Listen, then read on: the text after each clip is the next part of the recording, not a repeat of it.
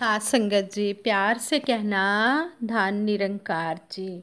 सात संगत जी कहते हैं, अज्ञानता में जीवन जीना पाप है और ज्ञान के बाद औरों को अज्ञानता में रखना महापाप है।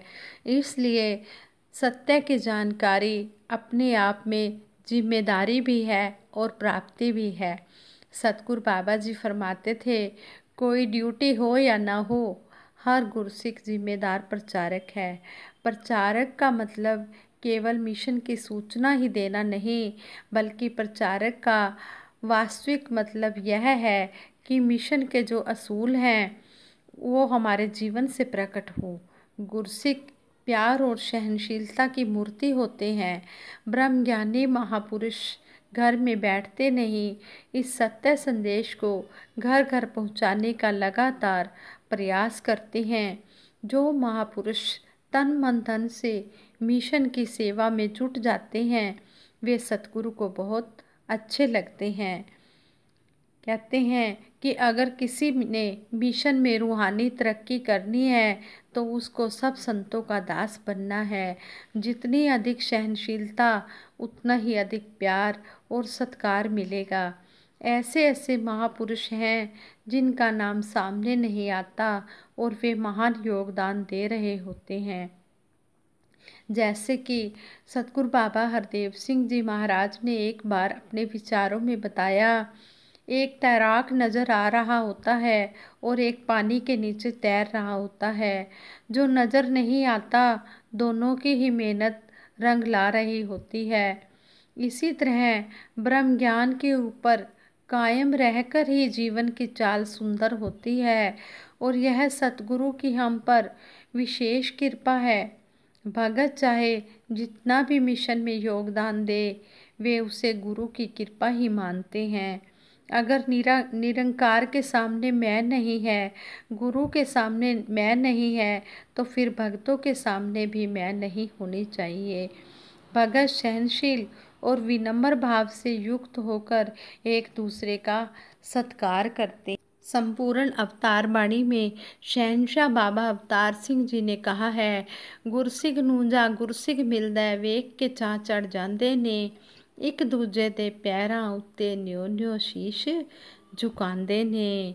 जब गुरसिख को गुरसिख मिल जाता है तो उसे बहुत खुशी हो जाती है। फिर एक दूसरे के पैरों पर हाथ लगाकर चरण स्पर्श करके धन निरंकार करते हैं। गुरसिख ना अभिमान में आते हैं और ना ही वहमों भ्रमों में पड़ते हैं। यदि किसी महात्मा को कोई कार्यभार सौंपा जाता है या ज्ञान प्रदान पत्र दिया जाता है तो यह उसे दी गई सेवा है, न कि कोई अभिमान की निशानी है। ज्ञान के मालिक सतगुरु हैं और उनकी कृपा और आशीर्वाद से ही ज्ञान जिज्ञासु के मन में टिकता है। बाबा गुरबचन सिंह जी ने कहा है कि प्यार सहनशीलता की जो निर्मल पोशाक पहनाई गई है, इसी तरह इस पोशाक को पहन कर रखना है। शिकवे शिकायत नहीं करने, किसी को भी कुछ ऐसा वैसा नहीं कहना जिससे किसी का मन दुखे। मन को ताकत और सहारा देने वाला सतगुरु ही है और सतगुरु का सहारा लेकर सभी महात्मा सहनशील व्यवहारिक जीवन जिए ताकि उनकी भक्ति पूर्ण हो और सतगुरु को कभी भी किसी के प्रति यह ना कहना पड़े, आप है मेरे दोस्त, यह जानता है सारा जमाना, कोई करे खता शर्म पर मुझको आती है। कहते हैं कि जग की शोभा वे बनते हैं जो गुरु वचनों को अपनाते हैं। जो गुरु के वचनों को मान लेते हैं वो जग की शोभा बनते हैं। सात संगत जी कहते हैं कि गुरु वचन एक मिशन था, जीने का एक अंदाज था, तान बस उल्फत की छिड़े गुरबचन वो साज था। वक्त का मालिक था साहिब वक्त की आवाज़ था, सिर्फ ना था राजदा वो खुद इलाही राज था।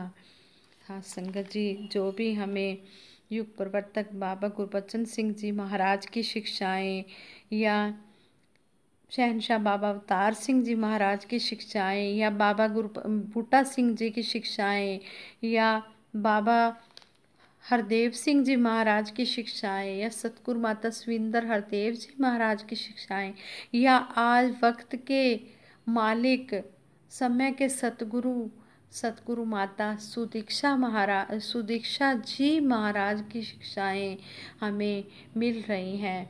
हम उन पर चलते जाएं, तभी तो कहा है जग की शोभा वे बनते हैं गुरु वचनों को जो गुरु वचनों को अपनाते हैं वही जग की शोभा बनते हैं।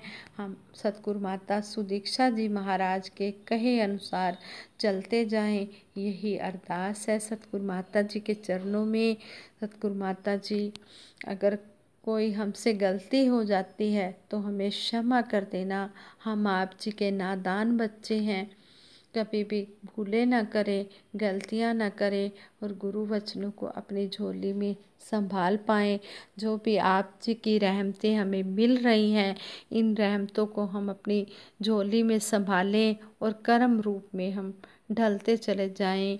ज्ञान कर्म में ढल जाए तो जीवन का श्रृंगार बने। साथ संगत जी, प्यार से कहना, धन निरंकार जी।